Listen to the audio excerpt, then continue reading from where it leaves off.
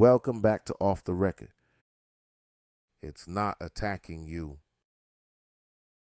There's something I've noticed over time in Pattaya. Some men don't just have bad experiences here, they internalize them. They don't say, that didn't work out.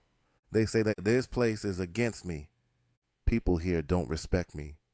Pattaya is fake. And that's where the problem starts. Because Pattaya isn't attacking you. It isn't testing you. It isn't disrespecting you. It's neutral. What you're reacting to isn't the city. It's your expectations colliding with reality. And when men take Pattaya personally, they stop learning and start resenting. Let's talk about why that happens. Expecting validation from a city.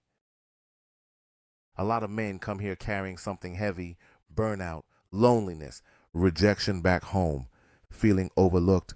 So when Pattaya gives them attention early on, it feels like validation, like the city is saying, you matter again. But here's the mistake. Attention is not acceptance. Convenience is not respect. When that attention fades or doesn't show up the way they imagine, men feel personally rejected. They don't think, this is how the environment works. They think, something's wrong with me or them. That emotional leap is where bitterness is born, confusing rejection with disrespect. Here's a hard truth. Not getting what you want is not the same as being disrespected, but many men treat it that way. A woman saying no, a situation not progressing, an interaction feeling transactional. None of that is personal. But men who are emotionally invested too early interpret neutral outcomes as insults. Instead of adjusting expectations, they build narratives. She played me. They don't respect foreigners. This city is messed up. Those narratives feel protective, but they actually trap you, because once you believe the city is against you, you stop moving with clarity. Why Pattaya amplifies ego. Pattaya strips men of buffers. Back home, ego hides behind job titles, social circles, routines, familiarity. Here, none of that matters. You're just you. And when ego doesn't have protection, it reacts fast. Every rejection feels louder. Every comparison feels sharper. Every disappointment feels intentional. Men who are grounded adjust. Men who aren't take everything personally. They personalize randomness. They personalize other people's survival strategies. They personalize an environment that doesn't even know their name. When expectations turn into emotions. Here's where things get tricky. Most men don't decide to take Pattaya personally. It happens subconsciously. Expectations turn into emotions. Before logic ever gets involved, a man doesn't say, I expect attention. He feels entitled to it, without realizing where that feeling came from. So when the experience doesn't match the expectation, the disappointment feels emotional, not situational. That's why it feels personal. Because emotions don't ask permission from logic. Why men project meaning onto neutral moments.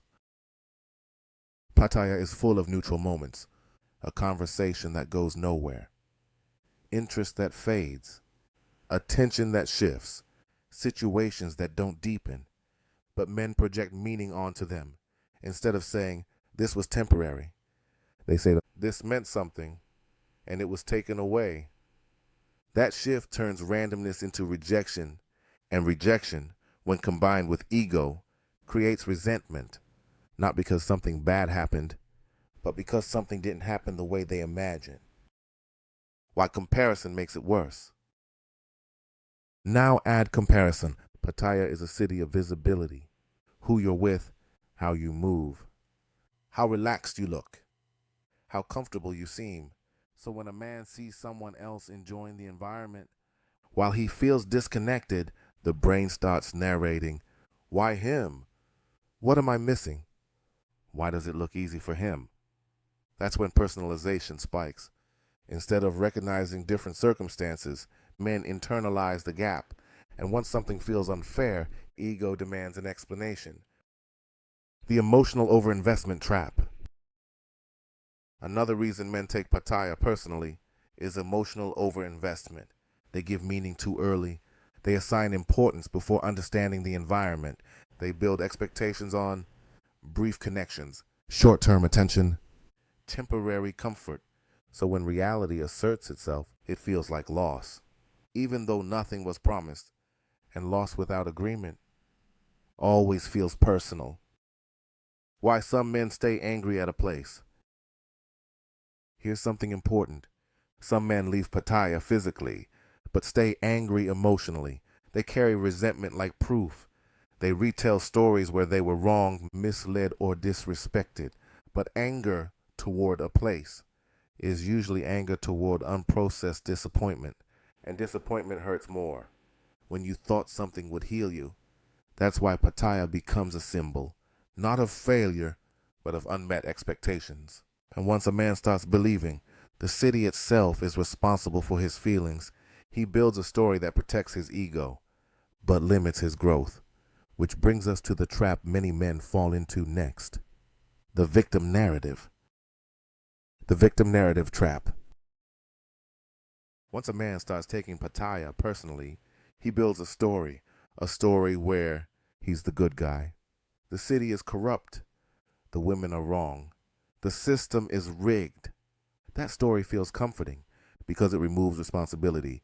If everything is stacked against you, you never have to ask, what am I doing wrong?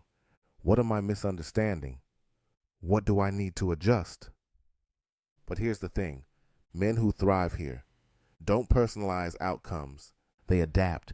They don't romanticize. They don't demonize. They observe and adjust. That's maturity. Why some men need Pattaya to be the problem. Some men need Pattaya to be bad. Because if Pattaya isn't the problem, they have to face uncomfortable truths. Maybe they rushed emotionally. Maybe they ignored red flags. Maybe they expected more than the environment offers. Maybe they didn't know themselves as well as they thought. That's hard. So instead, they take things personally. They hold grudges against a place. They speak with anger instead of clarity. They warn others with bitterness instead of wisdom. And bitterness always sounds loud, but it's never helpful. The shift that changes everything. The moment you stop taking Pattaya personally, everything changes. You stop resenting, you stop blaming, you stop narrating, you start choosing. You understand that not every interaction is meant for you. Not every experience owes you meaning. Not every disappointment is disrespect. Pattaya doesn't define you. It reflects how you handle freedom, rejection, and ego. And once you stop expecting the city to validate you, you move lighter, you enjoy more, you learn faster. This is Off the Record. Real talk, no filters, just truth. I'm gone.